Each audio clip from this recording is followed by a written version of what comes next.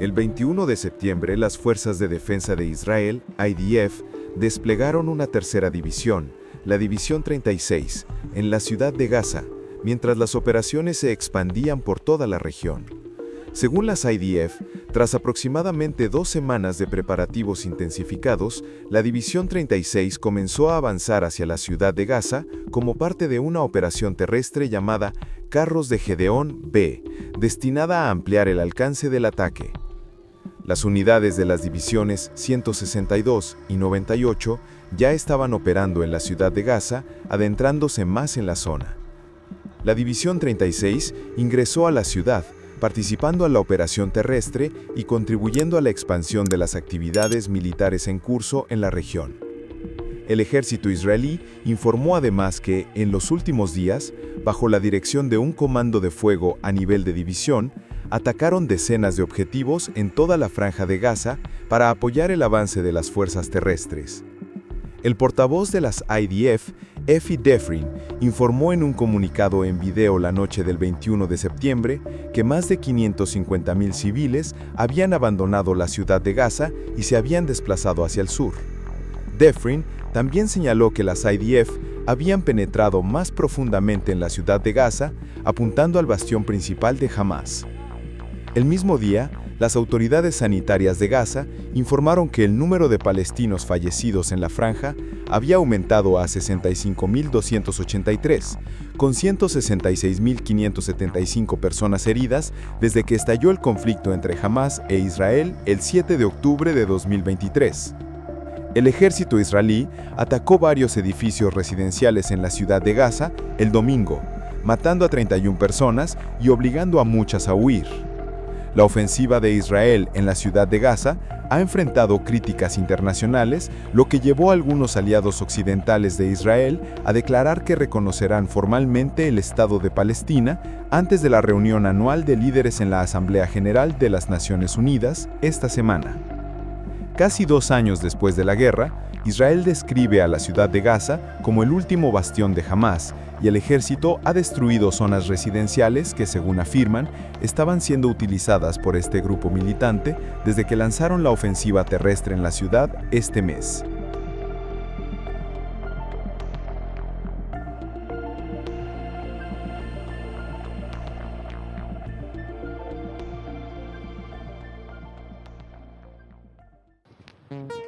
El 22 de septiembre, las autoridades ucranianas publicaron imágenes que muestran vehículos y edificios en llamas mientras los equipos de rescate trabajan entre los escombros. Ucrania acusa que esto es consecuencia de un ataque realizado por Rusia en la ciudad de Zaporilla, en el sureste de Ucrania. El gobernador de Zaporilla, Iván Fedorov, informó que el ataque a Zaporilla en la mañana del 22 de septiembre dejó 3 personas muertas y 2 heridas. 15 edificios de apartamentos, 10 casas particulares y otras estructuras no residenciales resultaron dañadas. Según el gobernador de Zaporilla, las fuerzas rusas utilizaron al menos 10 bombas para atacar esta ciudad de aproximadamente 700.000 habitantes. Recientemente, el Ministerio de Defensa de Rusia informó que durante la última semana, las fuerzas rusas llevaron a cabo 4 ataques coordinados con armas de precisión y drones de ataque. Estos ataques tuvieron como objetivo instalaciones de energía y transporte de Ucrania, depósitos de municiones, centros de entrenamiento para operadores de drones, sitios de almacenamiento y lanzamiento de drones controlados remotamente, así como puntos de despliegue temporal de las fuerzas ucranianas y mercenarios extranjeros. Según el informe, el ejército ruso ha tomado el control de 4 asentamientos en las regiones de Donetsk, Dnipropetrovsk y Zaporizhia. Además, los sistemas de defensa aérea rusos derribaron más de 1.600 drones de ala fija. Por su parte, la Agencia Nacional de Noticias de Ucrania, citando a un comandante militar ucraniano, informó que las fuerzas rusas aún no han logrado tomar el control de Kupiansk, y las fuerzas ucranianas están reforzando sus posiciones defensivas en esta área.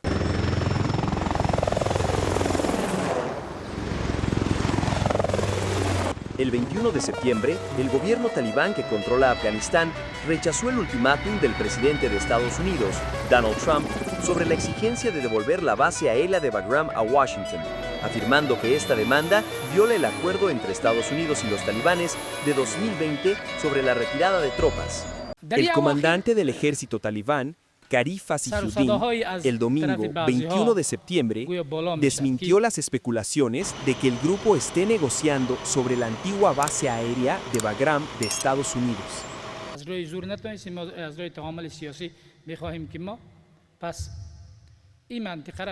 A nuestros queridos compatriotas, al pueblo de Afganistán, al pueblo musulmán de Afganistán,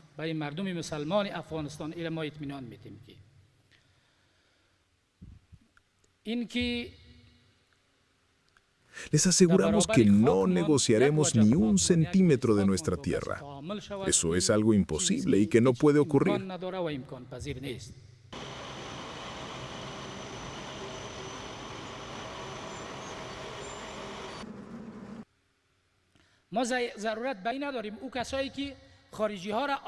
Aquellos que trajeron extranjeros aquí, los convirtieron en sus gobernantes y quisieron gobernar por la fuerza, fueron cobardes y tímidos. Por su miedo, buscaron refugio con los no creyentes. Confiando en el gran Dios, no tememos a nadie, ni a la alteza ni a la tiranía. Y lo demostramos durante 2 décadas de yihad contra la ocupación, contra Estados Unidos y sus aliados. Demostramos que nunca tuvimos miedo.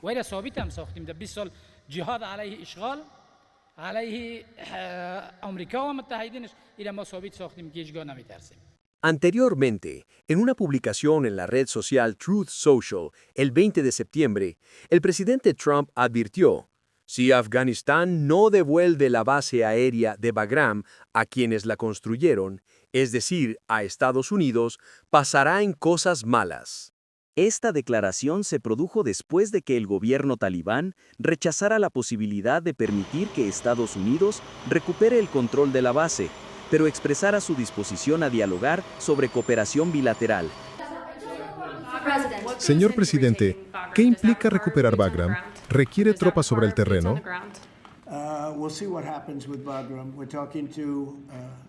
Veremos qué pasa con Bagram. Estamos hablando con Afganistán. Nunca debimos haberla abandonado. Fue el día más vergonzoso en la historia de nuestro país allí. No había ninguna razón para abandonarla. Yo estaba dejando Afganistán. Yo estaba saliendo. Fui yo quien redujo el número a 5,000 soldados. Pero íbamos a mantener Bagram, la base aérea. Lo dije ayer y tuvimos un viaje increíble, como saben, al Reino Unido. Y lo dije durante la conferencia de prensa. Es una de las pistas más potentes jamás construidas, en términos de peso, longitud y capacidad de carga, lo que puede soportar. Y simplemente la abandonamos por nada. La entregamos sin ninguna razón.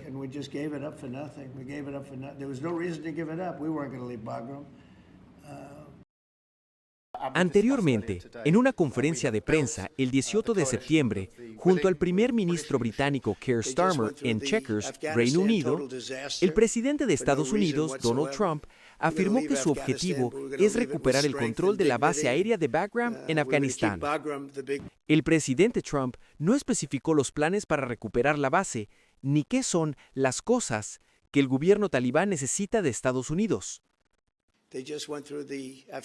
Acaban de pasar por lo de Afganistán, un desastre total, sin ninguna razón. Íbamos a dejar Afganistán, pero íbamos a hacerlo con fuerza y dignidad y íbamos a mantener Bagram, la gran base aérea, una de las bases aéreas más grandes del mundo. Se la entregamos por nada. Estamos tratando de recuperarla, por cierto, ¿de acuerdo? Eso podría ser una pequeña noticia de última hora.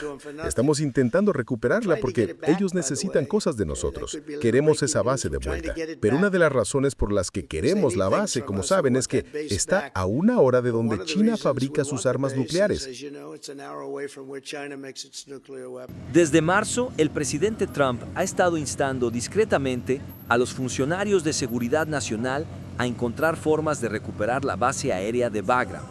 Trump y altos funcionarios de seguridad nacional creen que la base es necesaria para que Washington acceda a la explotación de tierras raras y minas en Afganistán, combata a la organización terrorista autoproclamada Estado Islámico, ISIS, y posiblemente sirva como plataforma para reabrir una instalación diplomática con Afganistán. Mientras tanto, según el acuerdo que el presidente Trump estableció con el gobierno talibán en febrero de 2020, Estados Unidos debía retirar todas sus tropas de Afganistán. Mientras tanto, el 19 de septiembre, cuando se le preguntó sobre los comentarios del presidente de Estados Unidos, Donald Trump, acerca de que Estados Unidos busca recuperar el control de la base aérea de Bagram en Afganistán, Pekín afirmó que China respeta la independencia, la soberanía y la integridad territorial de este país del sur de Asia. China respeta la independencia, la soberanía y la integridad territorial de Afganistán. El futuro y el destino de Afganistán deben estar en manos del pueblo afgano. Quiero enfatizar que avivar las tensiones y crear confrontaciones en la región no cuenta con el apoyo popular. Instamos a todas las partes a desempeñar un papel constructivo para la paz y la estabilidad regional. La base aérea de Bagram, la mayor instalación militar de Estados Unidos en Afganistán, se encuentra en la provincia de Parwan, a unos 40-60 kilómetros al norte de Kabul.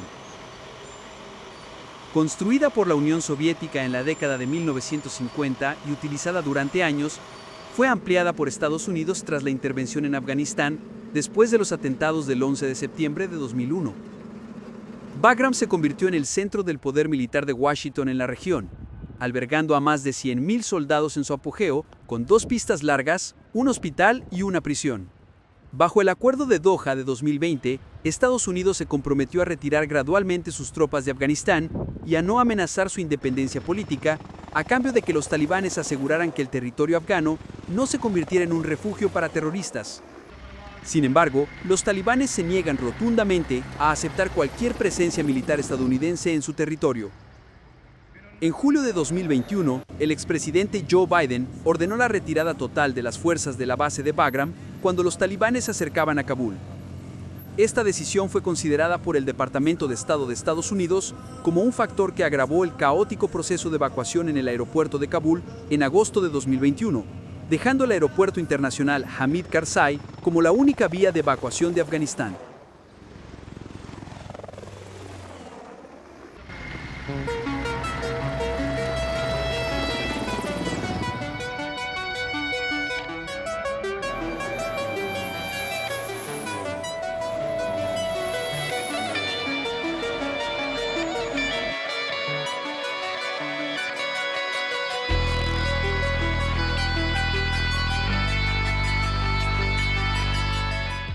A pesar de las protestas y preocupaciones de la opinión pública nacional e internacional, el 20 de septiembre, el ejército israelí continuó atacando ferozmente la ciudad de Gaza, causando numerosas víctimas graves entre los palestinos.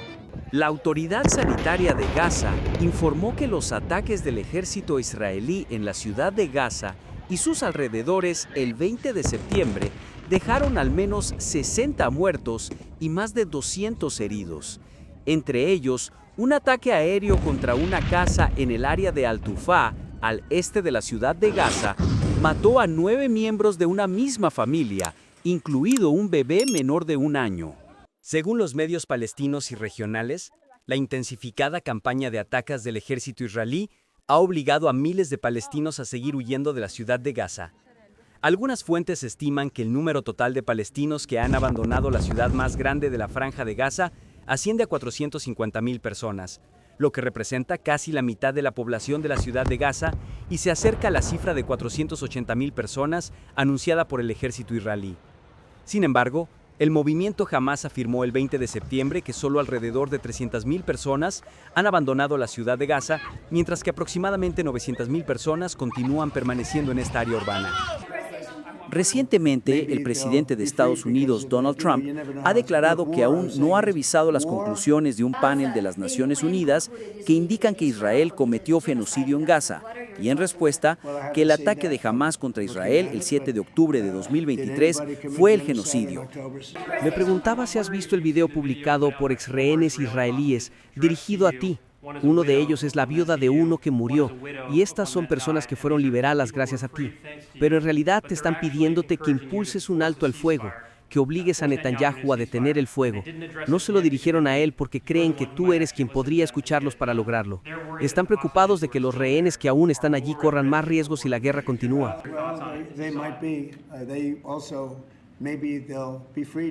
Bueno, podrían estarlo. También tal vez podrían ser liberados por eso. Sabes, nunca se sabe cómo va a resultar. Mira, la guerra, como decía, en la guerra pasan muchas cosas extrañas. Suceden muchos resultados que nunca pensarías que ocurrirían. Como sabes, logré sacar a la mayoría de los rehenes. Nos quedan 20. Y tenemos 32 personas muertas. Lo sabes. Tenemos 32, tal vez más, entre 32 y 38 personas que murieron, en su mayoría jóvenes. He tratado con algunos de los padres y sacamos a todos nuestros estadounidenses, como sabes, y ahora estamos hablando principalmente de israelíes.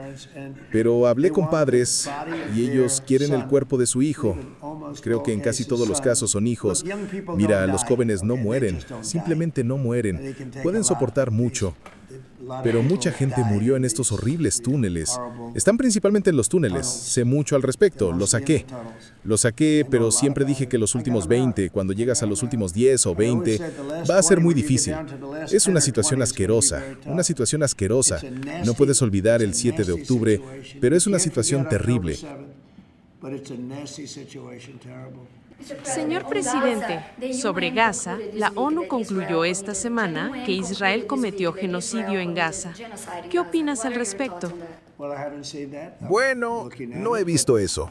Lo estoy revisando. ¿Pero alguien cometió genocidio el 7 de octubre? ¿Qué piensas de eso? Eso fue genocidio, en el más alto nivel. Eso fue asesinato. Genocidio. Puedes llamarlo como quieras. El 20 de septiembre, Hamás publicó retratos de 47 rehenes israelíes que el grupo mantiene cautivos en la Franja de Gaza, advirtiendo que estas podrían ser las últimas imágenes de los rehenes si Israel continúa con su campaña de ataque para ocupar la ciudad de Gaza. El destino de los rehenes en medio de los continuos ataques del ejército israelí en la ciudad de Gaza es también la preocupación expresada por miles de israelíes en una manifestación a gran escala organizada frente a la residencia del primer ministro de Israel, Benjamin Netanyahu, en Jerusalén. La multitud de manifestantes, incluidos familiares de los rehenes, continuó coreando consignas exigiendo que el gobierno de Israel llegue a un acuerdo para el intercambio de rehenes con Hamás, en lugar de intensificar la campaña militar en la Franja de Gaza que pone en peligro la vida de los rehenes.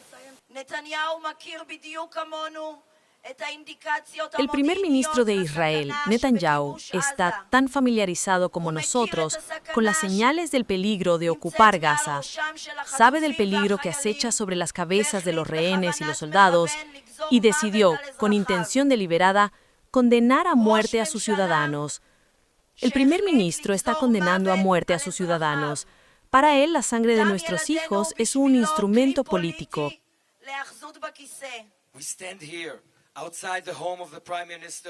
Estamos aquí frente a la casa del primer ministro del abandono, el hombre que decidió explotar el patriotismo de nuestros soldados para ejecutar su mayor problema político, 48 rehenes israelíes. Netanyahu sabe, como nosotros, la evaluación de inteligencia sobre el peligro que representa una conquista terrestre de Gaza para los rehenes que los soldados, y sin embargo, eligió deliberadamente condenar a muerte a sus ciudadanos. La sangre de nuestros seres queridos no es para él más que una herramienta política para aferrarse al poder. Mientras haya guerra, Netanyahu tiene un gobierno. Además, los ciudadanos israelíes en Jerusalén y Tel Aviv se han reunido para manifestarse, exigiendo el fin de la guerra en Gaza y la liberación de los rehenes israelíes retenidos en esa región. Es hora de decir basta. Detengan la guerra. Terminen con la guerra. Liberen a los rehenes y detengan la limpieza étnica en Gaza.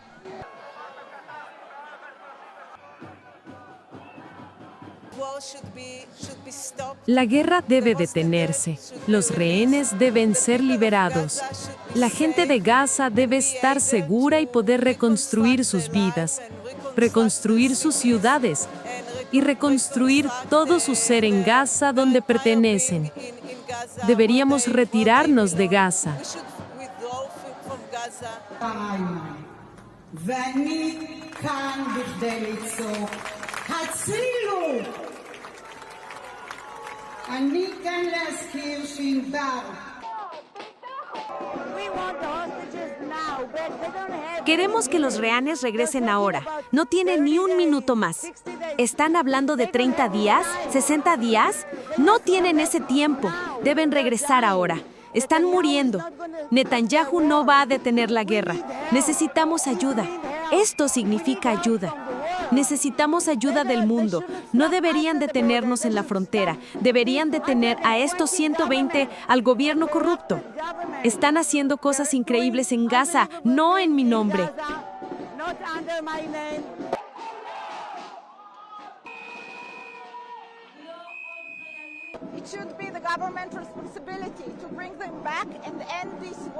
Debería ser responsabilidad del gobierno traerlos de vuelta y poner fin a esta guerra. El hecho de que hayan decidido continuar la guerra e intentar conquistar Gaza, arriesgando con ello que los rehenes sean asesinados, y de hecho vemos que los soldados están siendo asesinados, es solo por razones políticas, solo para preservar el gobierno de Benjamin Netanyahu, no por ninguna buena razón. Queremos apoyar a las familias y queremos que la guerra se detenga y sin duda asegurarnos de que los rehenes sean devueltos. Debería ser responsabilidad del gobierno traerlos de vuelta y poner fin a esta guerra. El hecho de que hayan decidido continuar la guerra e intentar conquistar Gaza, arriesgando con ello que los rehenes sean asesinados, y de hecho vemos que los soldados están siendo asesinados, es solo por razones políticas, solo para preservar el gobierno de Benjamin Netanyahu, no por ninguna buena razón. Queremos apoyar a las familias y queremos que la guerra se detenga y sin duda asegurarnos de que los rehenes sean devueltos. En el contexto de la intensa controversia sobre el programa nuclear de Irán, las discrepancias entre Teherán y el grupo E3, Reino Unido, Francia, Alemania, se están profundizando cada vez más. Tras la no aprobación por parte del Consejo de Seguridad de la ONU de una resolución para levantar permanentemente las sanciones, la tensión diplomática sigue escalando mientras Occidente impulsa el mecanismo de snapback, mientras que Irán responde enérgicamente y afirma su determinación de seguir su propio camino. Encontraremos una manera o crearemos un nuevo camino. Eso es en lo que hay que creer. No pueden detenernos.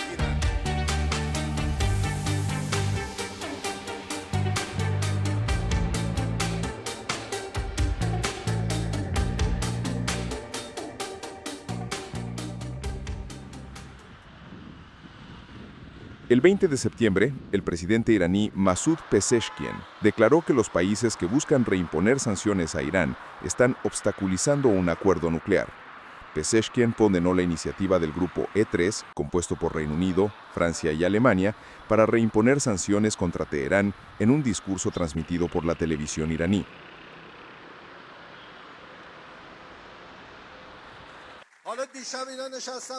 Anoche, se reunieron y activaron el llamado mecanismo de snapback. Están obstaculizando nuestro camino. Pero son el pensamiento y las ideas los que abrirán el camino. Encontraremos una manera o crearemos un nuevo camino. Eso es en lo que hay que creer. No pueden detenernos. Pueden atacar la instalación nuclear de Natanz y podrían atacar Fordo, pero no saben que son las personas las que están construyendo y construirán Natanz y cosas más importantes que Natanz.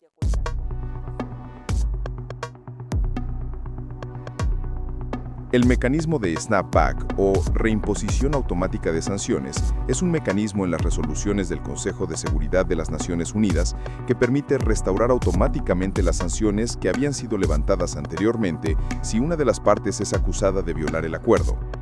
El 28 de agosto, Reino Unido, Francia y Alemania iniciaron el proceso de 30 días para reimponer las sanciones de la ONU, acusando a Teherán de no cumplir con el acuerdo de 2015 con las potencias mundiales para evitar que Irán desarrollara armas nucleares.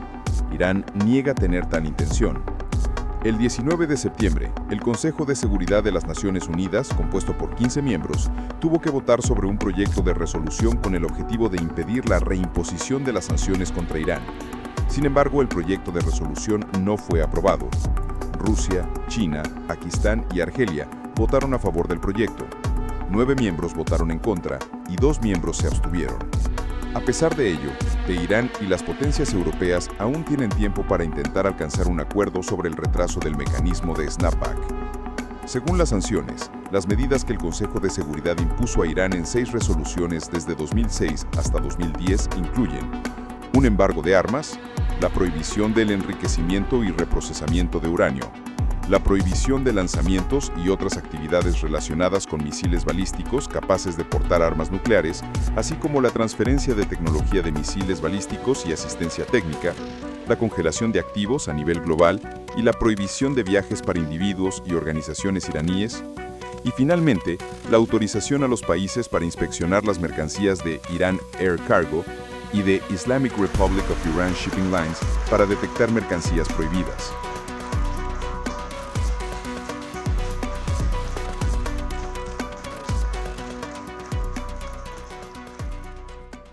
La puerta a la diplomacia no está cerrada, pero será Irán, y no sus oponentes, quien decida con quién dialogar y sobre qué base.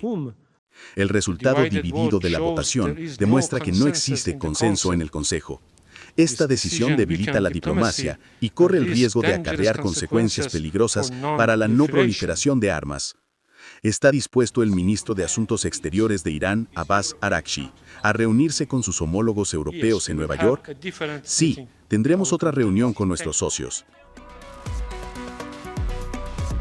El Reino Unido, Francia y Alemania han propuesto posponer la reimposición de sanciones hasta por 6 meses para crear espacio para negociaciones sobre un acuerdo a largo plazo respecto al programa nuclear de Teherán, siempre que Irán restaure el acceso a los inspectores nucleares de la ONU, aborde las preocupaciones sobre su reserva de uranio enriquecido y participe en negociaciones con Estados Unidos.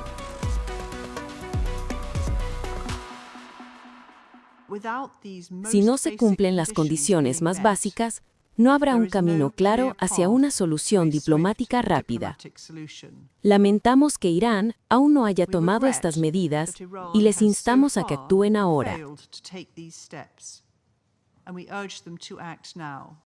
Estamos preparados para los próximos contactos diplomáticos la próxima semana y más allá para encontrar formas de resolver las diferencias. La embajadora interina de Estados Unidos ante las Naciones Unidas, Dorothy Shea, afirmó que, aunque Estados Unidos votó no, esto no impide la posibilidad de llevar a cabo una diplomacia genuina, y que la reimposición de sanciones contra Irán no precluye su levantamiento posterior a través de la diplomacia. Nuestro voto en contra de esta resolución no impide la posibilidad de llevar a cabo una diplomacia genuina. La reimposición de sanciones no precluye la posibilidad de levantarlas posteriormente a través de la diplomacia. Más importante aún, el presidente Trump ha afirmado continuamente la disposición de Estados Unidos para un diálogo directo, significativo y con un plazo definido con Irán, ya sea antes de que finalice el proceso de snapback, el 27 de septiembre o después. El embajador francés ante las Naciones Unidas, Jérôme Bonafont, indicó que desde que se activó el proceso de 30 días, conocido como snapback, los ministros de Asuntos Exteriores de Alemania, Francia y el Reino Unido se han reunido 2 veces con su homólogo iraní. Los ministros de Asuntos Exteriores del Grupo E3 se han reunido 2 veces con su homólogo iraní. Sin embargo, nuestra propuesta de prórroga aún no ha recibido una respuesta satisfactoria. Tenemos una propuesta de prórroga que sigue vigente hasta el final del periodo de 30 días.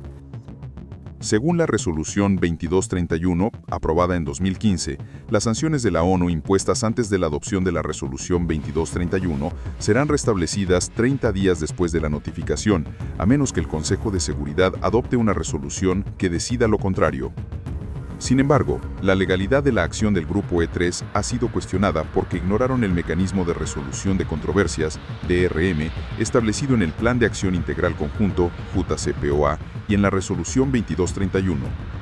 Según el JCPOA y la Resolución 2231, el DRM dispone de 35 días para resolver cualquier desacuerdo. El mecanismo de snapback solo puede ser activado después de que el DRM no haya logrado resolver el problema. El representante permanente de China en las Naciones Unidas, el señor Fu Kong, en una declaración señaló que China se opone a que algunos países impulsen al Consejo de Seguridad de la ONU a activar el mecanismo de snapback. destacando que esta acción no solo es injusta y irracional, sino que también socava gravemente los esfuerzos políticos y diplomáticos para resolver el problema nuclear iraní, aumentando las tensiones y las divisiones, e incluso podría llevar a consecuencias catastróficas impredecibles. La causa raíz del actual estancamiento en el tema nuclear iraní es la retirada unilateral de Estados Unidos del JCPOA, que obstaculizó la implementación normal del JCPOA, restableciendo y aumentando continuamente las sanciones unilaterales contra Irán, aplicando medidas de máxima presión que han privado a Irán de los beneficios económicos prometidos por el acuerdo y han obligado a Irán a reducir el cumplimiento de sus compromisos. Estados Unidos también ha hecho caso omiso de su propia credibilidad, llevando a cabo temerariamente un ataque militar contra las instalaciones nucleares de Irán y socavando el proceso de negociación que ellos mismos iniciaron. Todas las partes deben respetar plenamente el derecho de Irán, como Estado miembro del Tratado de No Proliferación de Armas Nucleares, a utilizar la energía nuclear con fines pacíficos. Sobre la base del respeto mutuo y el diálogo en igualdad de condiciones, se deben hacer esfuerzos para encontrar el mayor denominador común que aborde las preocupaciones legítimas de todas las partes y lograr una solución que cumpla con las expectativas de la comunidad internacional para colocar las actividades nucleares de Irán completamente bajo la supervisión y las garantías de la Agencia Internacional de Energía Atómica, IAEA.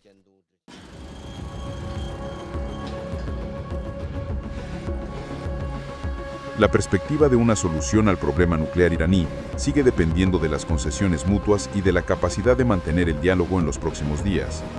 La votación dividida en el Consejo de Seguridad ha mostrado la falta de consenso global, al tiempo que refleja las profundas divisiones entre las potencias.